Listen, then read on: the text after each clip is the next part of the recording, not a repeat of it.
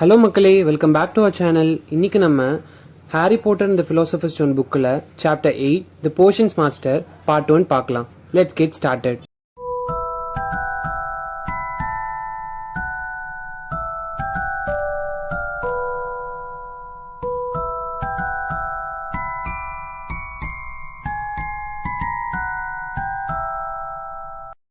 அங்கே பாருங்க அங்கே பாருங்க, அந்த உயரமான பையனுக்கு பக்கத்தில் ரெட் ஹேர் வச்சிருக்கான்ல, அவன் பக்கத்தில் இருக்கான் பாருங்க. கண்ணாடி போட்டிருக்கான் பாருங்க. அவன் ஃபேஸை பாருங்க.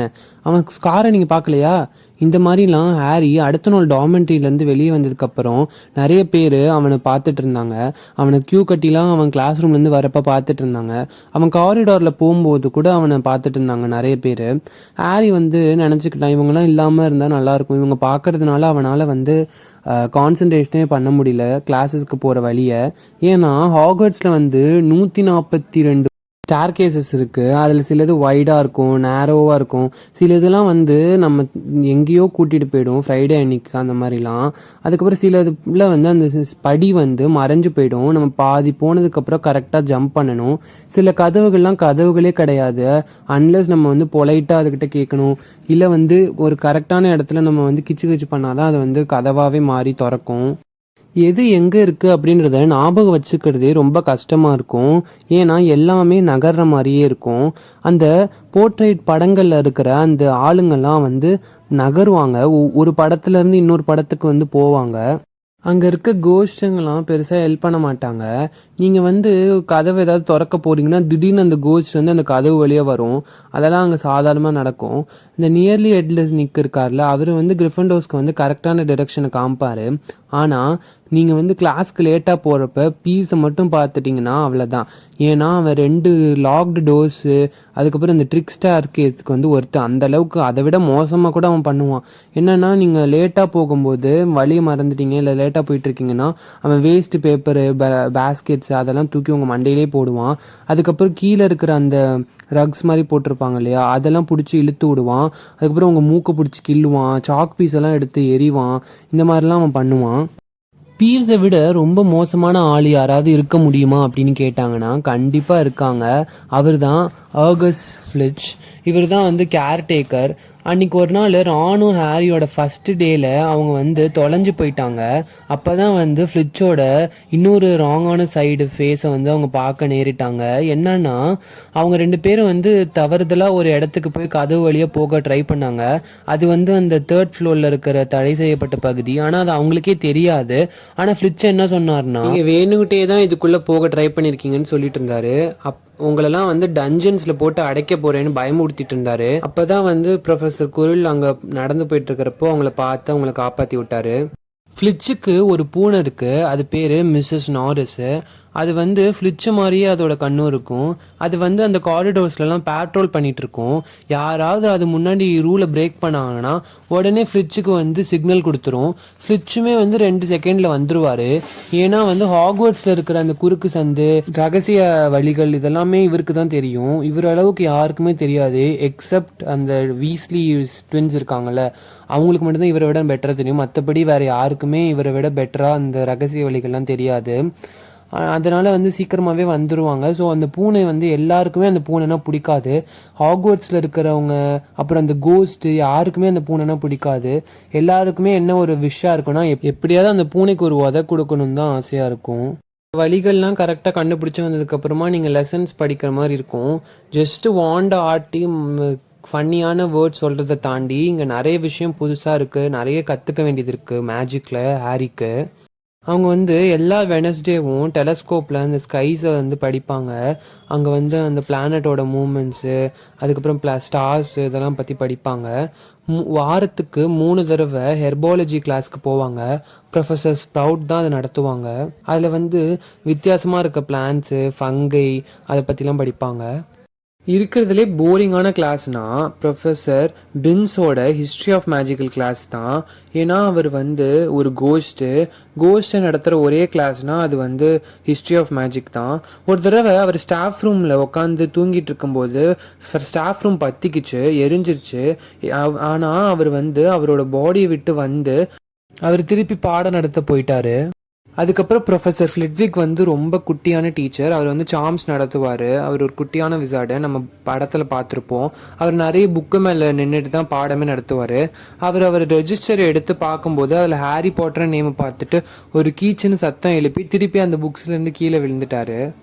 ப்ரொஃபஸர் மெகானகல் மட்டும் கொஞ்சம் டிஃப்ரெண்ட்டாக இருந்தாங்க. ஹாரி வந்து ஏற்கனவே வந்து இவங்ககிட்ட வச்சுக்கூடாது, இவங்க கொஞ்சம் ஸ்ட்ரிக்டான ஆள் அப்படின்னு சொல்லி அவனே யோசிச்சு வச்சுருந்தான். டிரான்ஸ்ஃபிகரேஷன் தான் ரொம்ப கஷ்டமான, ரொம்ப டேஞ்சரஸான மேஜிக். நீங்கள் ஹாக்வர்ட்ஸில் கற்றுக்க வர்றதுலையே யாராவது இங்கே வந்து கிளாஸை வந்து மிஸ் பண்ணிட்டு இருந்தீங்க அப்படின்னா தயவு செஞ்சு வெளியே போயிடுங்க, திருப்பி வந்துடாதீங்க, உங்களை நான் வார்ன் பண்ணுறேன் அப்படின்னு மெகானகல் சொன்னாங்க. அதுக்கப்புறமா அவங்களோட டெஸ்க்கை வந்து அவங்க ஒரு பிக்காக மாற்றினாங்க. அதுக்கப்புறம் திருப்பி அதை நார்மலாக மாற்றிட்டாங்க. எல்லோரும் இம்ப்ரெஸ் ஆகி வாயை பிளந்து வாவ் சூப்பர், நம்மளும் இப்போ ஃபர்னிச்சர்ஸ் எல்லாம் அனிமலை மாற்ற போகிறோன்னு நினச்சிட்டு இருந்தாங்க. ஆனால் அதுக்கப்புறம் பார்த்தா ரொம்ப நேரமாக அவங்க வந்து நோட்ஸ் எடுத்துகிட்டு இருந்தாங்க. நோட்ஸ் எடுத்ததுக்கப்புறமா அவங்களுக்கு வந்து ஒரு மேட்ச் கொடுத்தாங்க, அதாவது தீக்குச்சி. அதை வந்து ஒரு நீடலாக மாற்றுங்க அப்படின்னு சொன்னாங்க. அது இந்த எண்ட் ஆஃப் த கிளாஸில் ஹெர்மோனி கிரேஞ்சர் மட்டும்தான் அதில் கொஞ்சம் டிஃப்ரென்ஸ் கொண்டு வந்தாங்க, வேறு யாருமே எதுவுமே பண்ணலை. அதுக்கப்புறம் ஹெர்மோயினி வந்து அதை மாற்றினால அதை வந்து கிளாஸ் முன்னாடி காமிச்சு அதுக்கப்புறம் ஒரு ஹெர்மோயினி பார்த்து லைட்டாக ஸ்மைல் பண்ணாங்க. இவங்க எல்லாருமே ரொம்ப ஆவலுடன் எதிர்பார்த்து இந்த கிளாஸ் வந்து defence against the dark arts தான். அது வந்து குரில் அவங்க அந்த ப்ரொஃபஸர் எடுப்பாடு, ஆனால் அது வந்து ரொம்ப ஜோக்காக போயிட்டு இருந்துச்சு. அவரோட கிளாஸ் ரூமில் ஒரே கார்லிக் ஸ்மெல் அடிச்சுட்டே இருந்துச்சு. ஏன்னா அவர் ஒரு தடவை ரொமானியா போனப்போ அங்கே அவர் வந்து வேம்பைரை பார்த்ததாகவும் அது வந்து திருப்பி வந்துடக்கூடாது அப்படின்றதுக்காக அவர் வந்து கார்லிக் வச்சுருக்கிறதாகவும் சொன்னார். அதுக்கப்புறம் அவர் தலையில் கட்டியிருக்க அந்த டர்பன் வந்து ஆஃப்ரிக்கன் பிரின்ஸ் வந்து அவங்க தேங்க்யூ சொல்கிற விதமாக வந்து இவர் கொடுத்தாராம். எதுக்கு தேங்க்யூனா இவர் வந்து ஜாம்பிகிட்டேருந்து அவரை காப்பாற்றிருக்காராம். ஒரு தடவை சீமஸ் ஃபினிகன் வந்து அவர்கிட்ட எப்படி நீங்கள் ஜாம்பிஸ் கூட சண்டை போட்டிங்கன்னு கேட்கும்போது அவர் வந்து அப்படியே பிங்க் கலரில் மாறிட்டார். அதுக்கப்புறம் அப்படியே பேச்சை மாற்றி வெதரை பற்றிலாம் பேச ஆரம்பிச்சிட்டாரு. அவர் டர்பன்லேருந்து கூட ஒரு மாதிரி ஃபன்னி ஸ்மெல் வந்துட்டு தான் இருந்துச்சு. அந்த வீஸ்லி ட்வின்ஸ் சொன்னாங்க ஒருவேளை அவர் அந்த டர்பன்குள்ளேயே கார்லிக் வச்சுருக்காரோ அப்படின்னு யோசிச்சாங்க. ஹாரிக்கு இப்போ தான் ரிலீஃபாகவே இருந்துச்சு. ஏன்னா வந்து நிறைய பேர் வந்து மகிள்ஸ் ஃபேமிலியாக இருக்காங்க, அவனை மாதிரியே இருக்காங்க. அதுக்கப்புறம் எல்லாருக்குமே வந்து என்ன எப்படி நம்ம விசார்டாக விச்சா இருக்க போகிறோன்ற ஐடியாவே இல்லாத மாதிரி தான் நிறைய பேர் இருக்காங்க. ஸோ இப்போ தான் அவனுக்கு வந்து நார்மலாக இருக்குது. ஏன்னா முன்னாடி அவன் பயந்துட்டு இருந்தான்ல, ஐயோ நம்ம மட்டும்தான் இப்படி இருக்க போகிறோமா எதுவுமே தெரியாமன்னு. ஆனால் வந்து நிறைய பேர் எல்லாருமே மோஸ்ட்லி அப்படி தான் இருக்காங்க. ஃப்ரைடே தான் வந்து ஹாரிக்கும் ரானுக்கும் ரொம்ப இம்பார்ட்டன்ட் டேவாக இருந்துச்சு. ஏன்னா கடைசியாக ஒரு வழியாக எங்கேயும் தொலைஞ்சு போகாமல் கிரேட் ஹாலுக்கு பிரேக்ஃபாஸ்ட் சாப்பிட ஒழுங்காக வந்துட்டாங்க. இன்றைக்கி என்ன கிளாஸ் இருக்குது அப்படின்னு ஹாரி கேட்குறான். ரான் வந்து அப்போ அவனோட கஞ்சியில் சக்கரை போட்டுட்ருக்கான். நம்மளுக்கு இன்றைக்கி டபுள் போர்ஷன்ஸ் இருக்குது ஸ்லித்தரின் கூட அப்படின்னு ரான் சொன்னான். ஸ்னேப் தான் வந்து ஸ்லித்தரினோட ஹெட்டு. நிறைய பேர் சொல்கிறாங்க ஸ்னேப் வந்து ஸ்லித்தரின்ஸ்க்கு தான் ஃபேவர் பண்ணுவாராம், ஏன்னா அவர் அந்த ஸ்லித்தரின் ஹவுஸோட ஹெட்டாக இருக்கிறதுனால இன்றைக்கி நம்ம அது உண்மையாக பார்க்கலாம் அப்படின்னு சொன்னான். ஹாரி சொன்னால் மெகானகல் நமக்கு ஃபேவர் பண்ணுவாங்க அப்படின்னு நான் நினைக்கிறேன் அப்படின்னு சொன்னான். ப்ரொஃபஸர் மெகானகல் தான் வந்து கிரிஃபண்டோர் ஹவுஸோட ஹெட்டு. இருந்தாலும் அவங்க வந்து எல்லாருக்குமே வந்து நிறைய ஹோம்ஒர்க்ஸ் வந்து கொடுத்துட்டே இருப்பாங்க. அதுக்கப்புறம் போஸ்ட்லாம் வந்துச்சு. ஹாரி வந்து இப்போ வந்து இதுக்கு பழகிட்டான். ஆனால் ஃபஸ்ட்டு டே வந்து இவங்க உட்காந்துருக்கப்போ பிரேக்ஃபாஸ்ட்டுக்கு கிரேட் ஹாலில் உட்காந்துருக்கப்போ அத்தனை ஆந்தைங்க வந்து சடனாக வந்துச்சு.